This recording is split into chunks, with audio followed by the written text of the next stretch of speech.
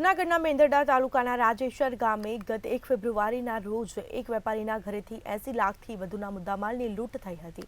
ત્યારે સોની વેપારીને લૂંટનાર 3 શખ્સને ક્રાઇમ બ્રાન્ચે મુદ્દામાલ સાથે ઝડપી પાડ્યા છે। ત્યારે લૂંટમાં ગયેલ તમામ મુદ્દામાલ રિકવર થતા ફરિયાદીએ પોલીસનો આભાર વ્યક્ત કર્યો હતો।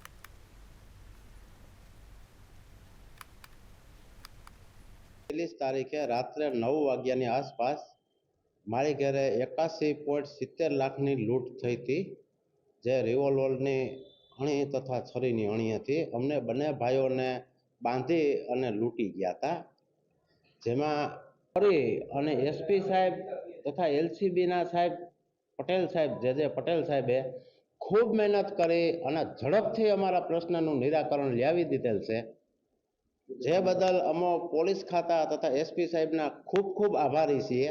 અને આરોપીમાં દીપક અશોકભાઈ જોગિયા, દિલીપ ઉર્ફે કોઢિયો, રણછોડભાઈ વાઘેલા, વિમલ બટુકભાઈ બારોટ આ તમામ છે જૂનાગઢ ગણેશનગર ગિરનાર દરવાજા પાસે રહેતા હોય। આ બાબતની ખાનગી બાતમીદારો મારફતે બાતમી મળેલી કે આ ત્રણેય આરોપીઓ છે તે ઉપલેટા તાલુકાના ગણોદ ગામમાં ભાદર નદીના કાંઠે છે છુપાયેલા છે।